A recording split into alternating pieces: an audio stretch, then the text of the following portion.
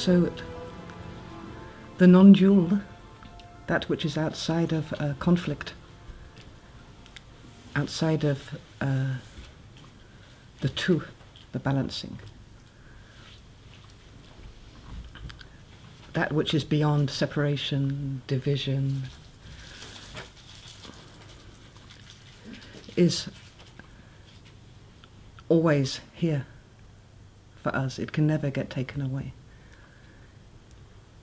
It's always already here, so it's not something that we need to get, it's not something we need to find, it's not something that we can do anything for.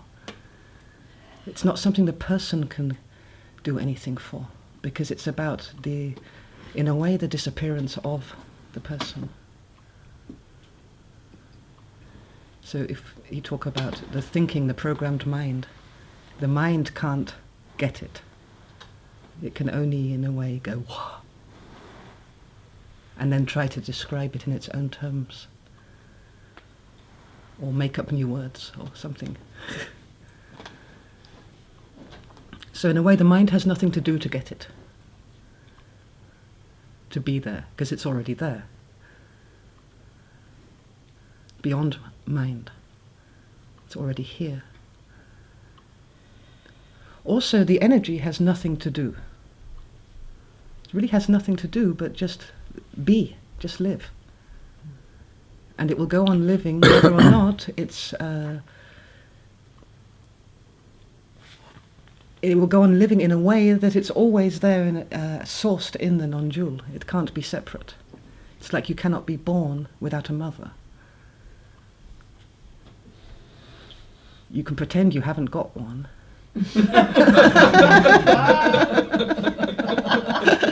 But still she's there. She's always here. So what we did was we went through certain non-dual aspects, because non-dual in itself, this vast emptiness or living emptiness, is not so giving us the bridge so directly into the living, normal, everyday illusions, contractions, energy, thoughts of which we are also in. And those non-dual aspects were qualities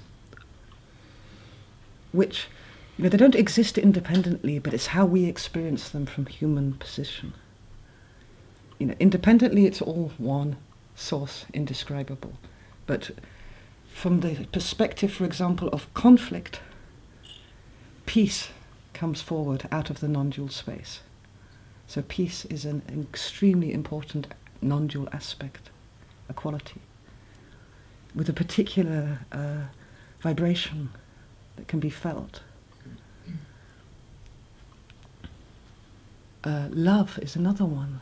It's always already here, but it has a slightly different vibration, because it's much more to do with that bridge where we open the heart, where the heart gets out the way in a way, and love is there. And peace is more when the mind takes a break, relaxes. And there's a slightly different resonance, and we recognize this stuff. Freedom is another one. So if we've been living very, very, very much like this, and then something breaks down, there can be this shock of freedom. It's relative to be living like this. It's useful. Innocence is very important, not often talked about that much. Our innocence that can never be taken away, that's always here, regardless of guilt. There's innocence in the guilt, innocence. Another one is purity, and it's, of course, the emptiness is the purest thing. So it never gets taken away. The space between stuff can never get taken away by the stuff.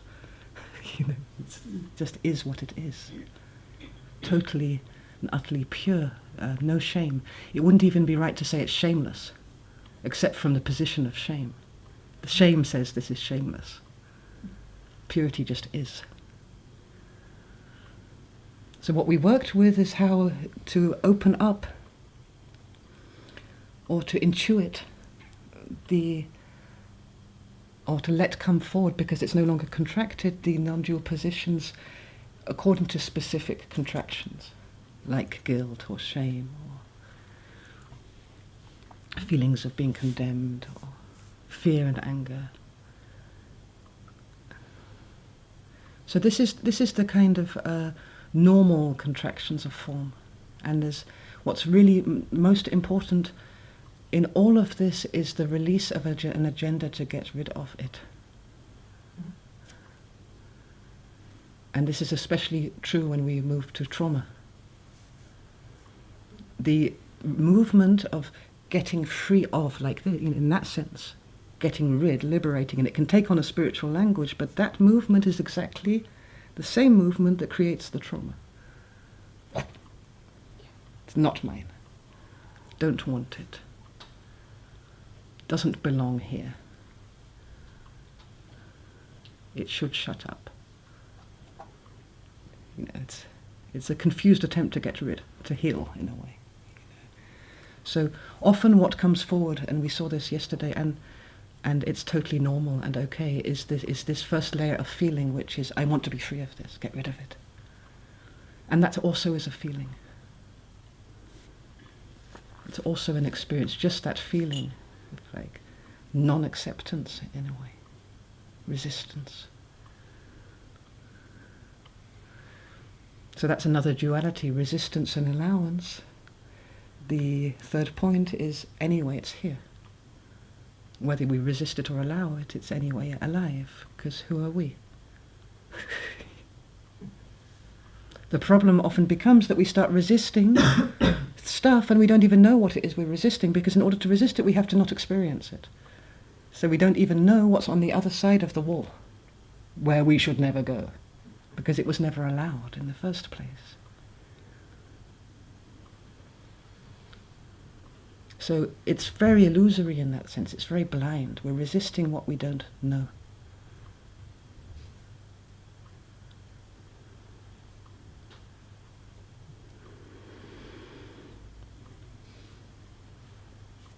So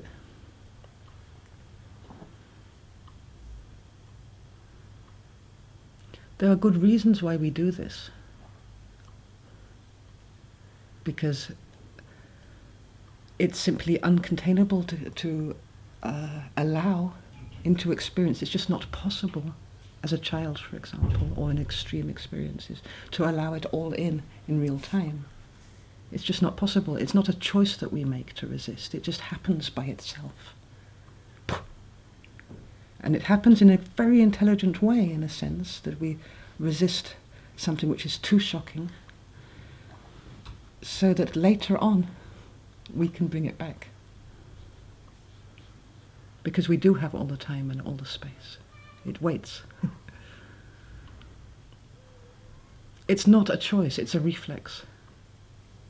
Traumas don't happen, and this is the most important thing. First of all, there's nothing special about trauma. It's everywhere.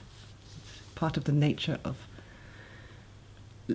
growth and learning and wholeness and healing. But it's not that anyone did anything wrong that a trauma was created. So we need to really take this whole area of guilt off it, or the sense of being inherently bad, or the condemnation in it. We don't choose to die. We don't choose to get hurt. We don't choose to get raped. We don't choose this. We don't create it from our conscious minds. It's innocent.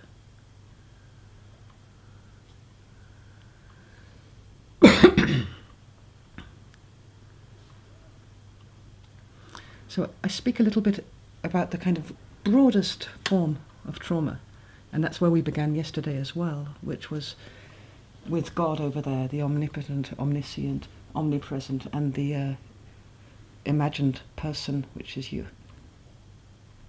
As if these two were separate, as if God was other, as if all of this love, peace, unity, all-knowing, almighty, all-powerful life was separate from the life that we are. And some kind of an authority over the life the person that we are. That's quite a trauma already. You know. This fundamental belief of separation from our own source. And it's got all of those contractions around it: shame, guilt, all of the meaty stuff is there. Fear, anger. It shows up quite purely in relation to God. The gender split. Like we said, God the Father, you know.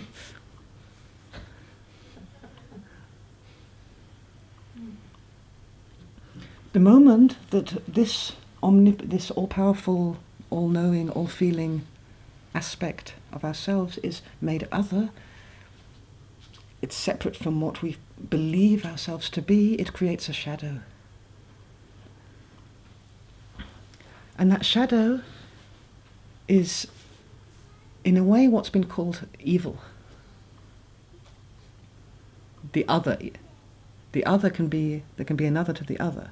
You know, it's got a duality because it's other. It's not at one and the same as all we are. And in that shadow of God, we put all that stuff that we believe it's not good to feel, as if it was separate from us. The rage, the jealousy, the anger, the pain, the violence, the cruelty. And it takes a form because it's in that dimension, this shadow, of almost like unconditional, endless threat. Pure evil without a cause.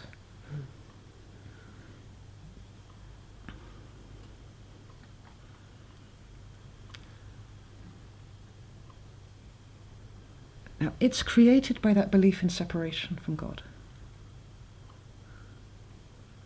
Which means that it's only through a deep loyalty to the oneness, the love inside, the peace inside, the stillness inside, all these non-dual positions which anyway are in us all the time.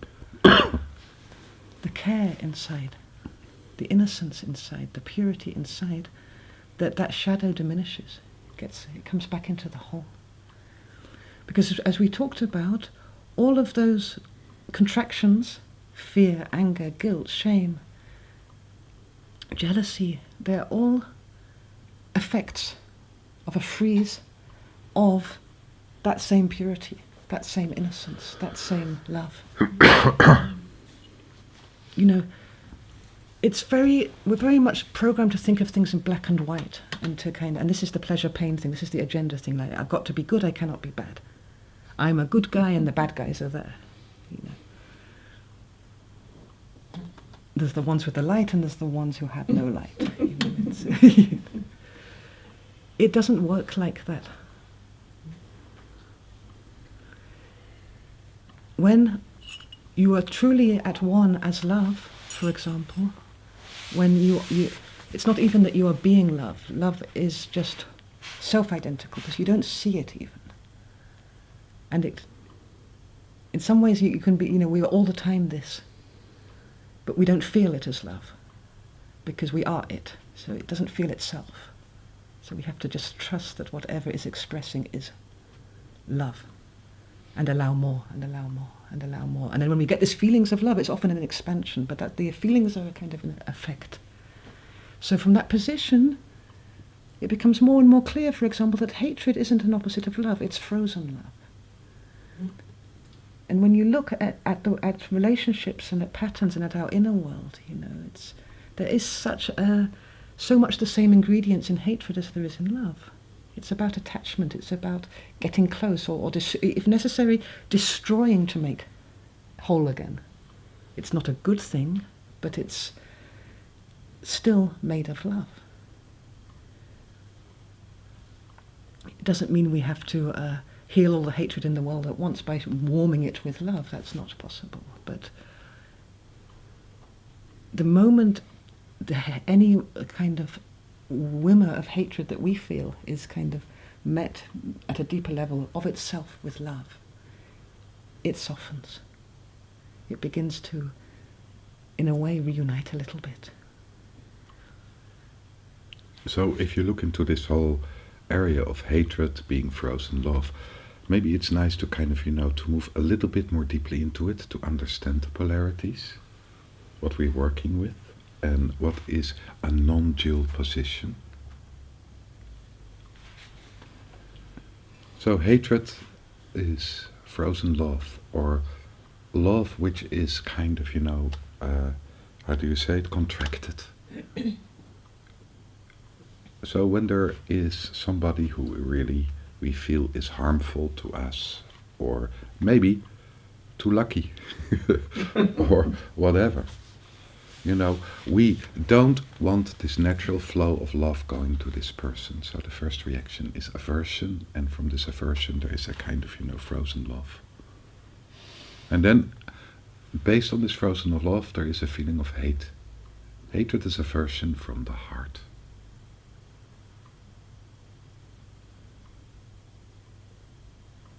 And this aversion from the heart comes together with an intention to really harm, to distinguish, to extinguish. It's not allowed to be. So, what is happening? There is a contraction. Hatred is not the opposite of love. Love has no opposite. Hatred is a contraction based on a trauma. And hatred is based on the trauma that we are not able to open up our heart to contain. So, when there is a rape, there is a perpetrator and there is a victim. And in between the perpetrator and the victim, there is a rape. This is the happening.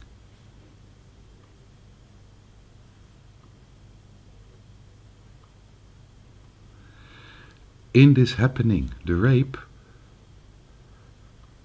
the perpetrator is containing the victim, and the victim is containing the perpetrator. It's a polarity. And we think in polarities. So, we want to be the victim, we don't want to be the perpetrator. But if we are the victim, we are containing the perpetrator. If we are the perpetrator, we're containing the victim. So in the healing of trauma, it's so important to understand in the movement, in the non-dual position, we're able to contain both. And this is partly the service we're doing. It's not only that we have to heal the trauma of the victim, but we also have to integrate the perpetrator inside ourselves at the same time. It's both. It's about the happening. It's not about who did who. It's happening. And it is happening in all happenings in the physical. Both polarities are there. The good and the bad. The perpetrator, the victim. It is so important because the moment we move through something like this, I worked a couple of days with somebody who had an experience of deep humiliation in early childhood. And the effect was that the rest of the life of this person, the person identified very strongly with the victim side, the helplessness. But then aside, sneakily, through the cracks in the pot, there was the kind of same cruelty towards others who would victimize her as what happened to her. We are containing both. And as long as we are holding on to one side, we cannot contain the other side. It will not heal. We are one side, we lose control, we find ourselves on the other side, we cannot take responsibility. This is the most frightening thing there is, that we will do what is done to us.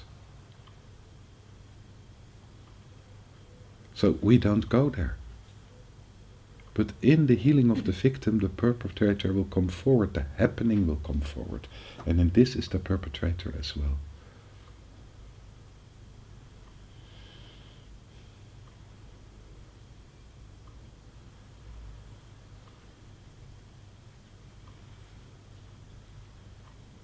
So it's a non-dual position doesn't mean it's good.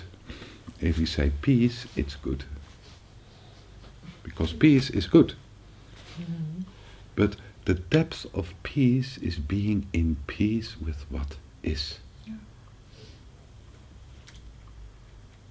You know, all these questions we heard through the years, questions about, you know, how could you be in peace when the world is like this? So that are conditions. And the moment we move into conditions, this is important to understand, then we move into polarity. We get blinded. We move into illusion. The effects of this illusion is that we start to divide. Okay, if there's people like ISIS, if there is this, if there's this happening, if there is rape, we cannot be in peace. So let's kind of shoot all those people. You see what's happening? Mm-hmm. We're deeply into illusion in Maya land again.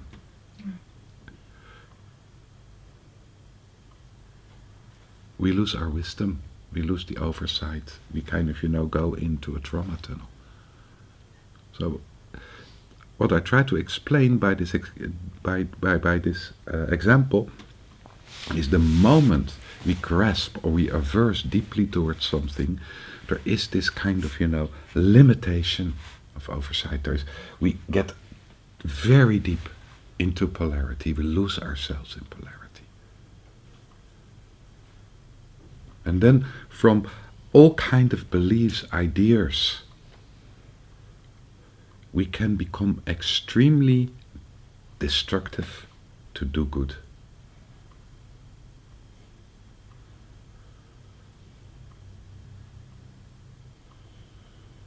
So there is the horrible thing is what we hate, when we start to fight it, we will become.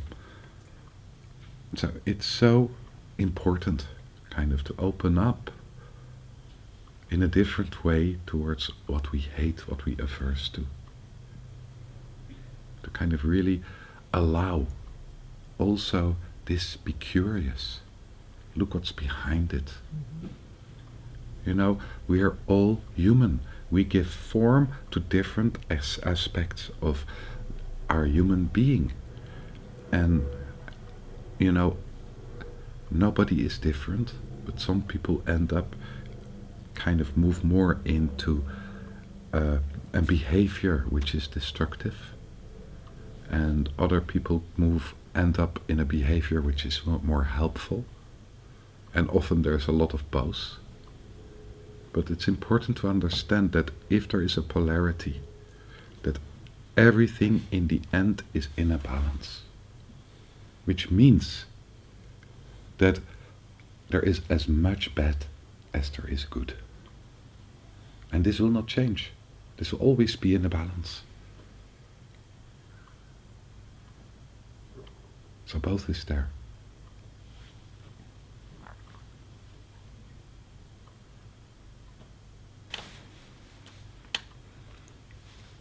So this is really, really key, you know, because every trauma, for example, like, let's take, for example, the Second World War, you know, we have such a right to exist as victims, as the Jewish people, as the English that liberated Holland.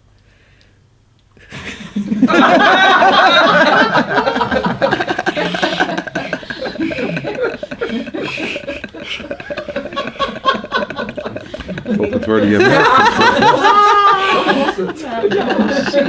Were the Americans?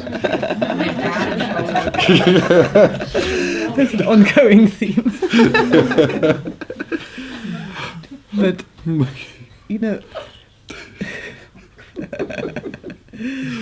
the German people, for example, many of them, they get as far as their guilt. This aspect of the murderer and the murdered being one, this shared trauma, has no sympathy whatsoever and no healing ground and very little space to exist. Which means that one whole side of the polarity, which is this cruelty, or this helplessness obeying orders, or the witnessing of death, and also being, in a way, guilty of it, is not allowed to live inside ourselves. It's not allowed to find form, it's not allowed to process, it's not allowed to become responsible. It's the taboo of the taboos of the taboos. It's not the victim, it's the perpetrator, which we most cut off. The inner psychopath, the inner rapist, the inner... And it's really kind of important to say that, because it never will complete unless there's peace there. Doesn't mean peace with the action, peace with the content. Doesn't mean that it's okay, that we wouldn't of ourselves move to stop it if we could, which we can't. But to be at peace with our own trauma, whatever it is utterly key. To give up any attempt to get rid of it.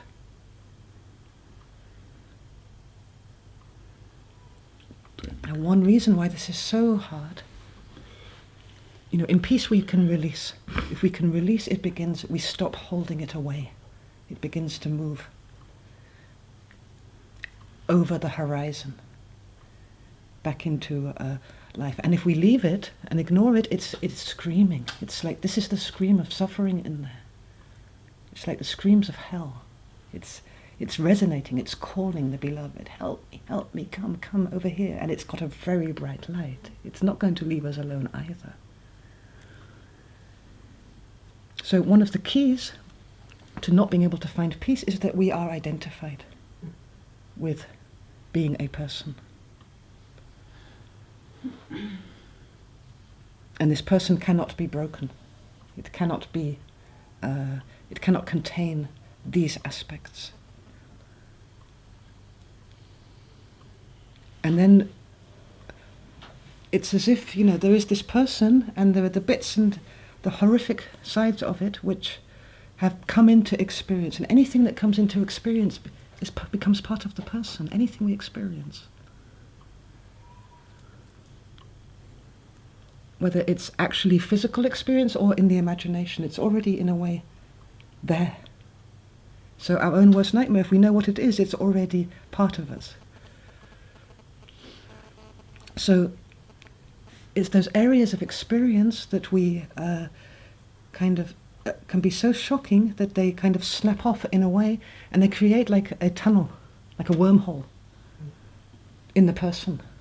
So one moment, you know, you're walking down the street and you're happy, you know, going to get your groceries, and then you see, let's just take something random, you know, a dog bites a child.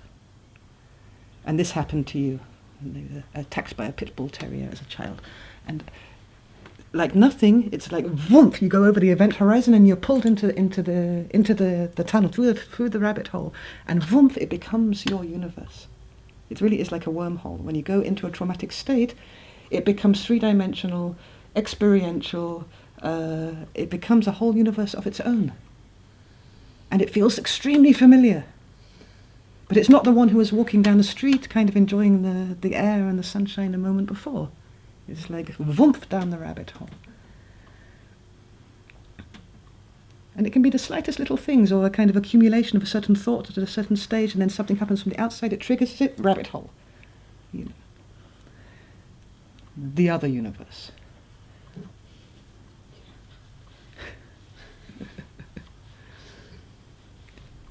When we're at peace with this happening to ourselves, then, and this is probably the most critical stage of healing trauma, we can say to ourselves, or even better to another meaning somebody who we have a deep relationship with, or even a tree or an animal, we can say outwardly, I'm down a rabbit hole right now. Mm-hmm. It's so simple. Just that movement makes a huge difference.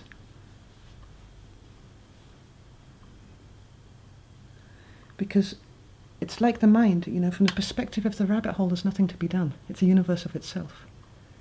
The most we can do is say, I'm in the rabbit hole right now. But the one who's saying this isn't defined anymore by this universe. There's another universe, there's possibilities.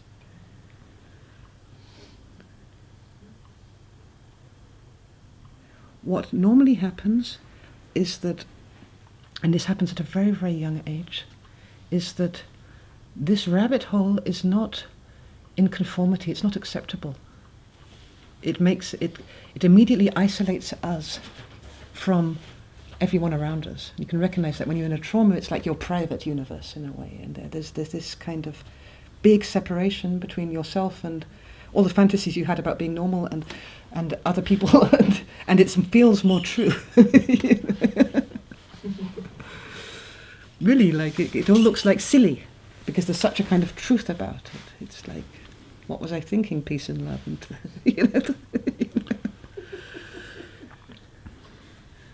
So because it's so hard to integrate, what we tend to do is build up an identity, a facade, a pretense.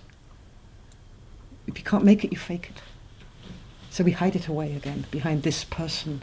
And when you consider this happens very, very young, maybe with the first feeling of severance from our mother. So you try to be somebody that can be like a shield to all these rabbit holes, this disaster zone. Somebody here who is one. This one is okay, this one fits in, this one belongs here, this one has the right thoughts and feelings and everything, and these rabbit holes, we try and find resolution like that. And of course it's really not that simple, because we're not islands, we're all connected with each other. So the expectation is for this one to behave like this all the time, and when the rabbit holes comes forward, it's an incredible betrayal and a kind of outrage when this one kind of disappears down a hole. So that's really the kind of most clear example of separate self, where we create this person. And sometimes the children are quite creative about it. At first it's just a game. Who do I want to be? How do I want to be? Do I wear pink? It's I am this, I am that. Maybe I want to be like this. I want to be a kind, but the creative play is very natural. But at a certain stage it becomes gravely serious, partly because of the rabbit holes and traumas behind it. So in non-dual therapy, the art is to get not into the person, but to let the person die in a way, to be at peace from here with the rabbit holes. And that requires a lot of freedom and a lot of release of agenda, because freedom is very much to do with releasing any agenda.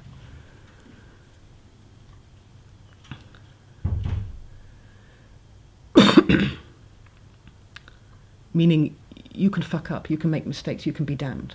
And sometimes you need to get to that position of like, damned if you do, damned if you don't, so what the hell, I'll be me. You know what I mean? I'll be for real. That's the kind of freedom. Freedom as an individual to be a mess and be at peace with that.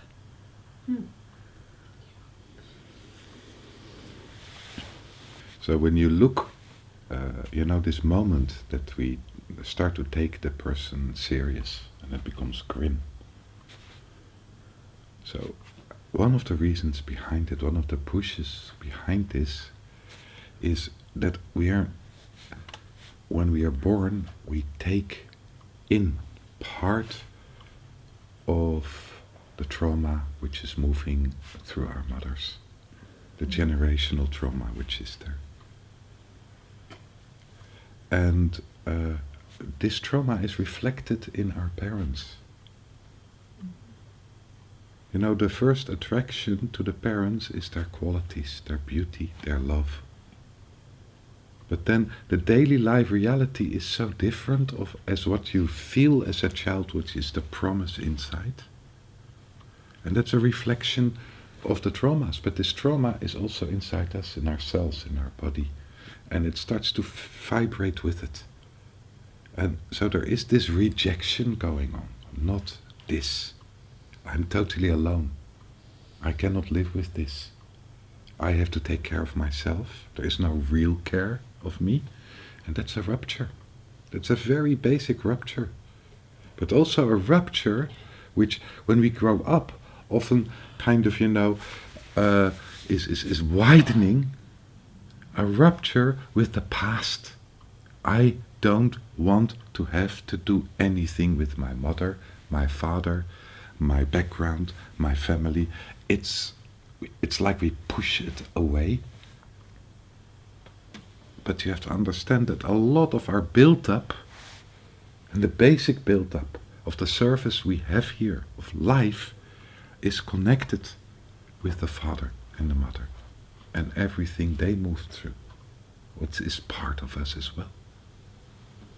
So then we get married, and we marry exactly our mother or our father. How is that possible if it's not there? And then, after a while, after the kind of, being in love is over, we see ourselves exactly behaving like our father or like our mother. How is this possible if it was not there, if it doesn't exist? With the same pains, with the same woundedness, with the same contraction, with the same fear. Don't leave me. Don't leave me. The same patterns.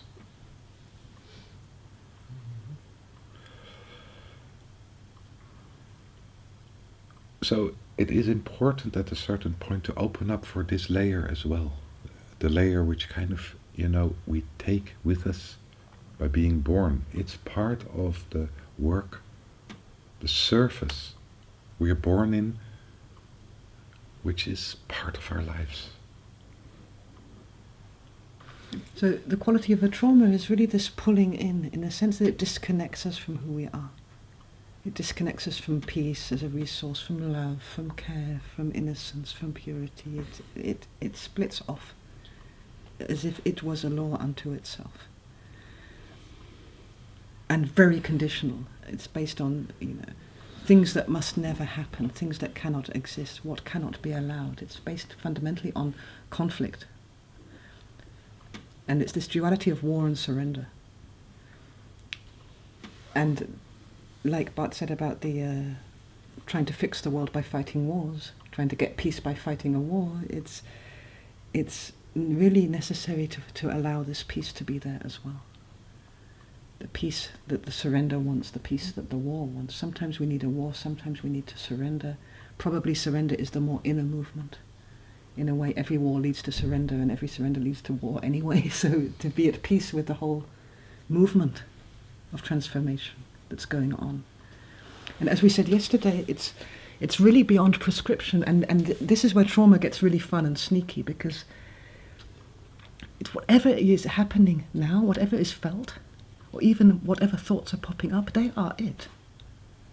They are the ingredients of they contain the magic of the healing, if they're heard, if there's a mindfulness, if there is a peace, because peace gives space. Peace gives holds in presence in a way. So if we're feeling resistance, or we're feeling there's nothing, that's it.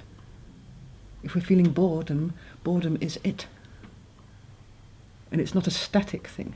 It's like experience is whatever is happening now in experience is really the horse that pulls the carriage of the rest. It's nothing from the mind. And the mind likes to take this up because the mind likes to know which traumas are mine and which traumas are yours and what's going on in this trauma. And if the mind really had a grip over a trauma, it wouldn't be a trauma. But it likes to think that it knows best, rather than saying, oh, I've gone down a rabbit hole. This is curious. Which is enough from the mind. It's enough just that. So part of the identification of a separate self. It says that, I want to get free of trauma. I want to have none. I want to be done with them all.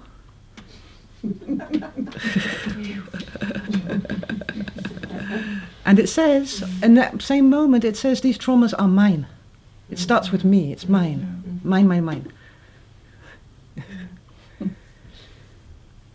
And what's becoming more and more clear when you introduce the whole incredible resource of who you really are, which is none of that balabaloo goings-ons in the world of cause and effect, is that none of it is yours.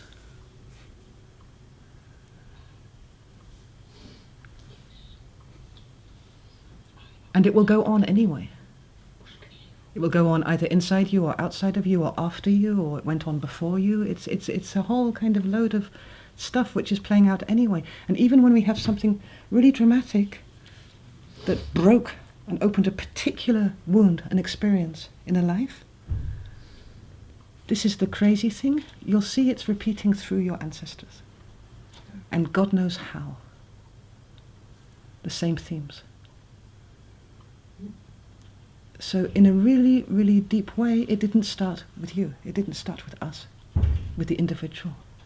We're born into it like we go into an ocean. And when we die, we come out of the ocean, but it's going on anyway. Mm-hmm.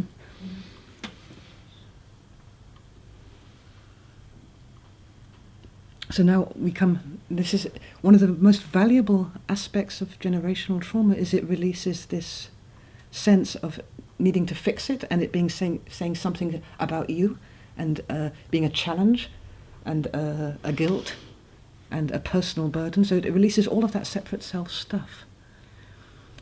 And I'll explain a little bit about the genetics, because it's recent research. But basically there is the DNA, which is what it is, full of qualities and beauty and possibility and expression and expansion, at one with the whole in naturalness. No blocking out any peace or love or unity or freedom there. And then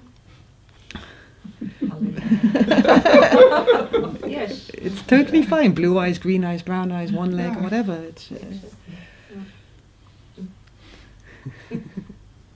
black, white, orange. It's really okay. And infinitely unique. Uniformly unique. You know? Like each moment a miracle, each form a miracle. So there is this DNA, and then there is literally a kind of marker that comes, and this is the epigenetic layer, which comes over the DNA and depresses a bit of it for the purpose of survival, for the purpose of evolution. So let's say that a whole group of people, a whole family, was traumatized because the son drowned in a lake. 3 generations. So as surviving, evolving animals, which we are, also on the level of energy, lakes are not good news.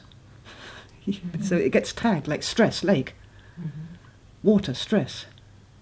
And it gets tagged in a way, and it's somatic, it's before consciousness in a way, that from the beginning of our lives, we're born into this family, maybe with incredible quality as a swimmer, who knows?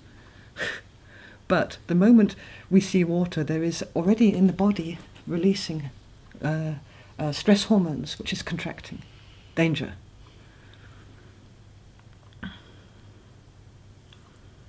When that contraction is completely allowed, and the horror is realized of drowning, as a feeling, we're talking a few generations down now, because it hasn't happened, and the loss and the whole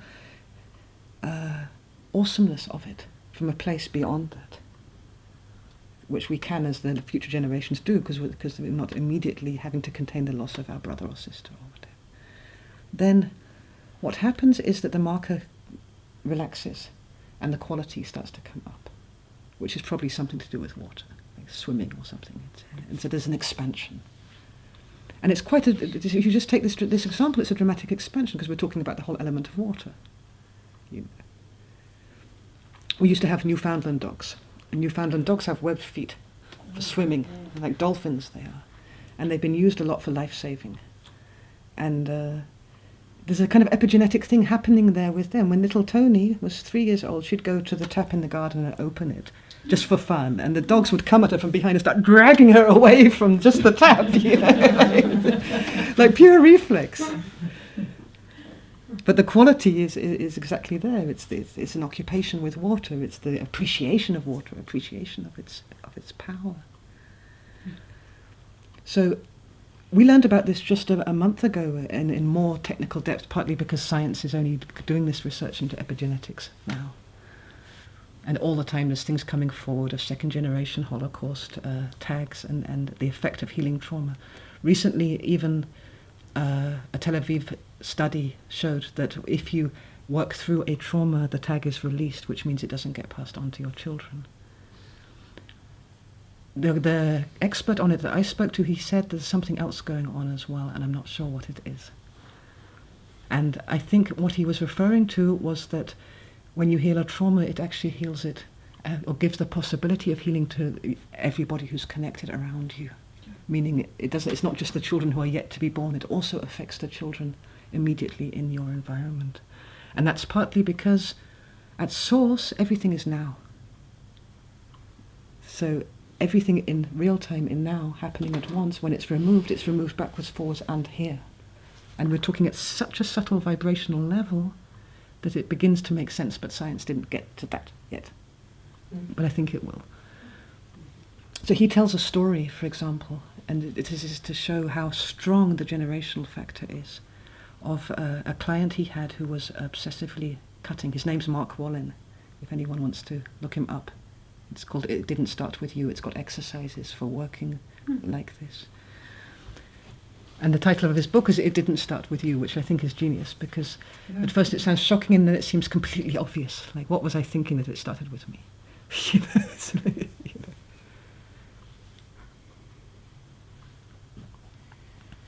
So Mark Wallen gives an example of a client of his who was, when she was 14 years old, she began cutting. Cutting is when you just do self-harm. And she was happy family, happy parents, loving, everything fine. And along the way, when she was 21, she discovered that she'd been adopted. That her mother wasn't her biological mother. That was the age they decided to tell her. And she was still cutting. And it didn't really make a difference. And then when he got her when she was 27. And she had carved, when she was 14 years old, into the inside of her leg the words fat pig. A beautiful girl. And she told the story of her adopted mother that she'd been to see, but she'd never made the connection, and the connection is critical in opening this kind of breadcrumb trail back to opening the whole show and releasing it. So she told that she'd tracked down her biological mother, and her mother had been raped when she was 14, and the same age that the girl began cutting. And this is important, the age factors. And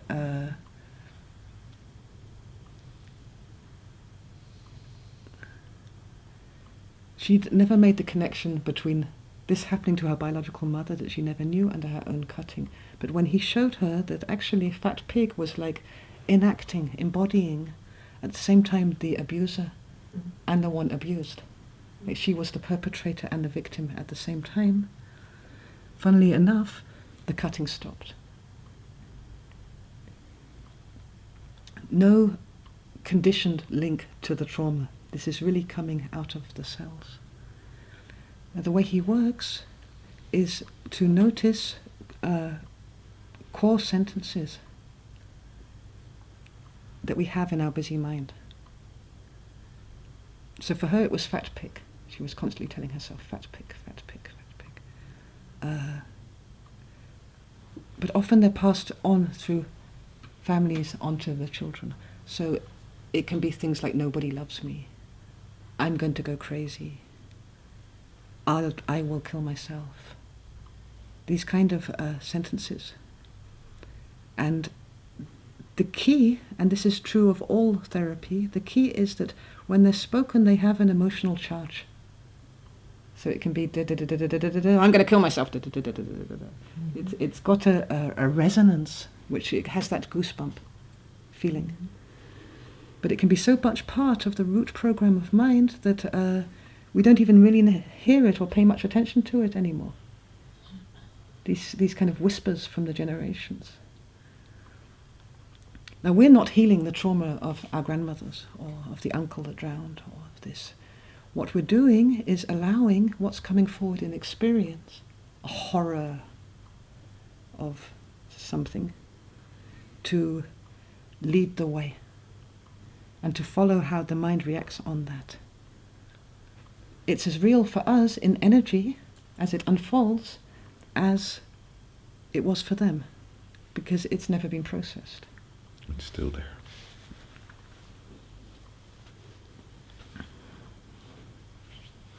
And it can come forward in such a way that it's actually repeating itself, because traumas repeat, because they're screaming for healing. So they want to, just so they take another generation and another generation to get resolution. They take another circumstance and another circumstance. And, if you're going around saying, I don't want to be bitten by a dog, I don't want to be bitten by a dog, I don't want to be bitten by a dog, it's generating a certain energy towards dogs. And there is an incredible synchronicity in how the same feelings and emotions, it might not be the same form, but the same feelings and emotions attract each other in order to release. So it can be that we had a trauma in our life, which we know and we remember, and this happened, but it still didn't start with us. It's the same thing again, and in the end we are all one in the generations as well, so it's not so terrible, but it releases the isolation, the separate self, that I'm alone in this. These very, very untrue and unhelpful contractions. Also, what it adds is that healing any one bit of trauma is of incredible service to the whole. It's not about serving ourselves. It's not for me, me, me. It's partly a purpose of why we're here. Because each bit that's released releases also some of the jewels of life. It creates an expansion. It releases some of the beauty which has been locked.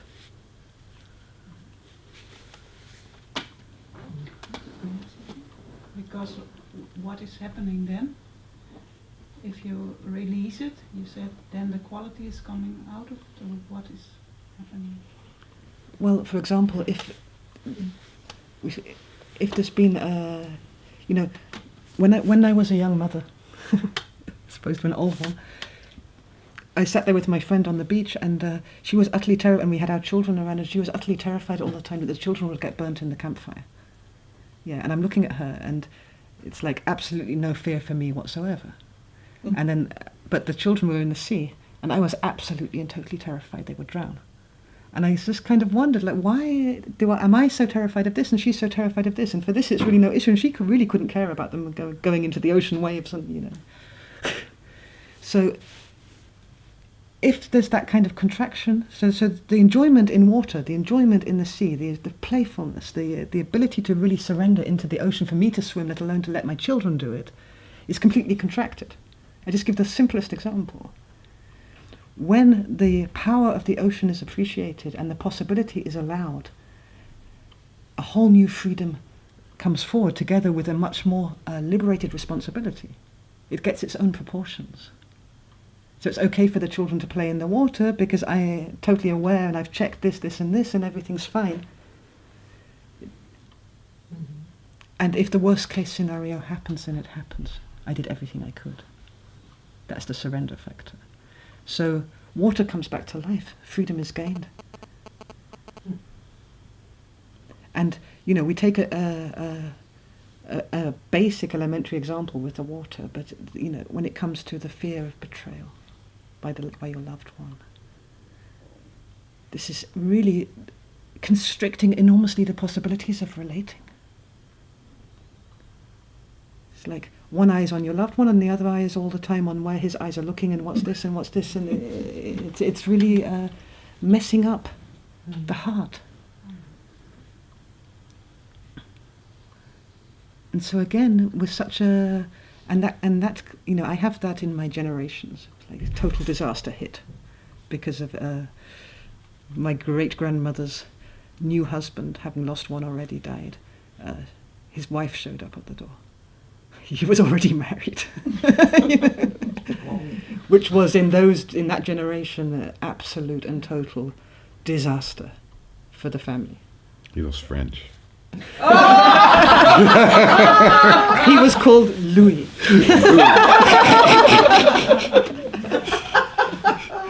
And it's a Catholic street. And already very poor. And so they lost the breadwinner. She put all of his stuff on the pavement and he was gone. But immediately the family was in total poverty. And condemned. She was condemned, the upright Mrs. Ashby, as the one who stole somebody else's husband. Cool. And she lost her love and her sexual partner. Again. So this is like, this betrayal, this kind of secret life that came forward was a total, and then one of her sons died of TB. So it's all kind of horrific, lynched onto this. So these feelings are alive in me and have been for as long as I can remember. You know, it's almost like a fate worse than death, the feeling.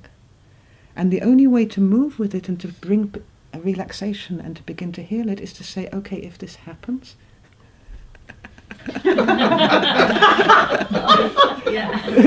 then so be it. Then it's okay, I trust.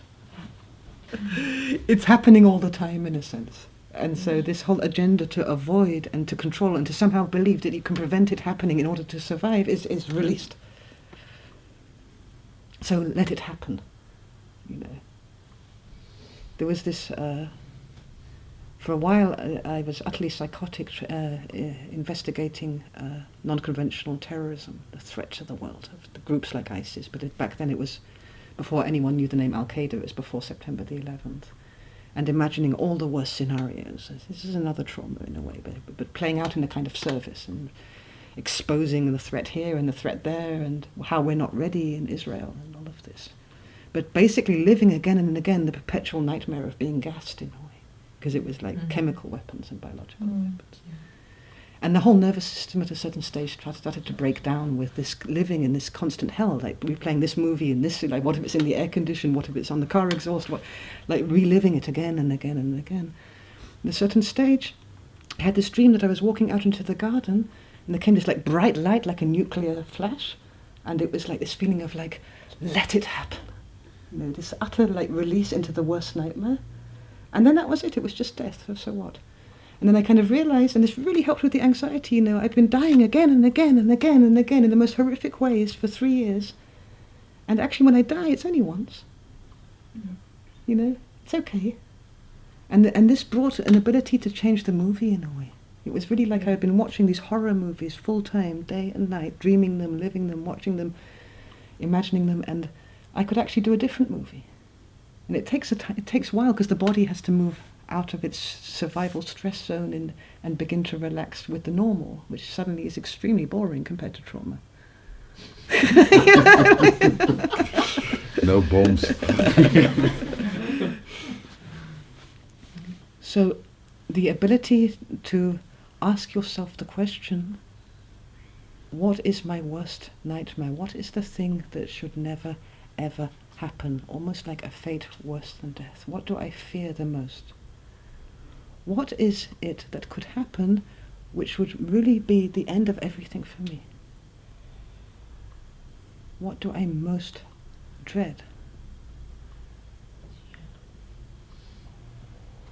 That's the opening of the bread of crumb trail back to where we're not free. And for sure it didn't start with us.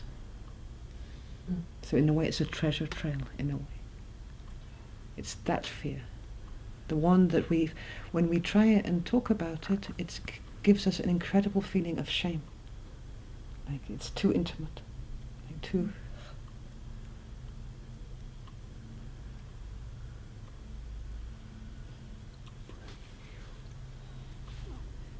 And this is what you ask your client if you try to help them. This is what... well, no, I don't. But I could. sometimes when it's clear that that's what's happening. This is what Mark Wallin asks his clients, because people come to him Yes. often, unsolved cases with traumatic states, panic, anxiety, kind of with no good reason, that they can't find any reason in this life why they should be in chronic depression suddenly at age 23. Yeah. These kind of unexplained traumas. So they come to him, and so they're coming with the objective of getting to this. Yeah. You see this in my daughter? It's coming up, listening to you. I see this in my daughter. Yes. So I'd like to know how to help her. Yeah.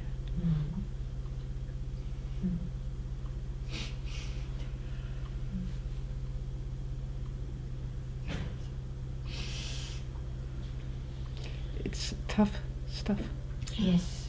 but it's also very, very true and very, very vital.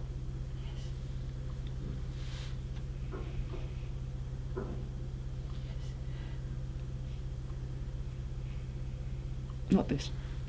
Don't know what to do. We will talk. We will talk about it. Okay, thank you. Just to close before we take a break, because it's heavy. When I interviewed Mark Wallin, already during the interview, shit was hitting the fan.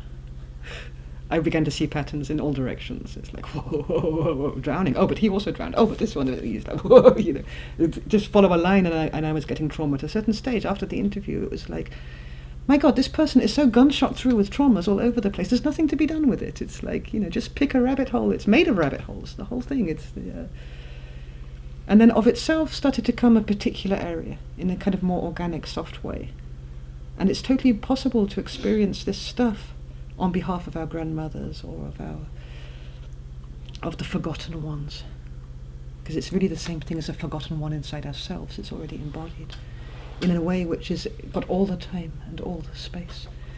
But what was very, very clear to me, also in Glastonbury, the first time I experienced this, I was sitting in the Chalice-Well Gardens, totally broken, having just lost my sister and my brother and all of this, and I looked at myself, and it was like from Toy Story, with the kind of foot on the head and the arm here, and this toy is never going to be fixed, This doll is so broken. And this horror, like this collapse of the person. It's really okay, because we're not that. So it's important to remember that the person is made of trauma, in a way.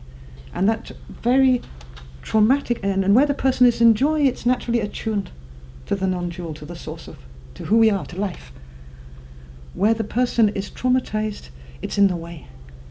So when the trauma explodes and when it starts to release, the mind clears, the feelings clear, and it's in the breaks in the pot. It's where the doll is actually getting broken down that everything else. It's really not a problem. It just fills in the gaps. It's not a problem to be empty. It's not a problem to not be a person. So from this perspective, it's really okay to deal with the bits, to let the bits of personhood that need to resolve, or the family trauma that needs to move through you in its own intelligence, because it's also got an extreme intelligence of what it needs, funnily enough. It tells its own needs. Mm.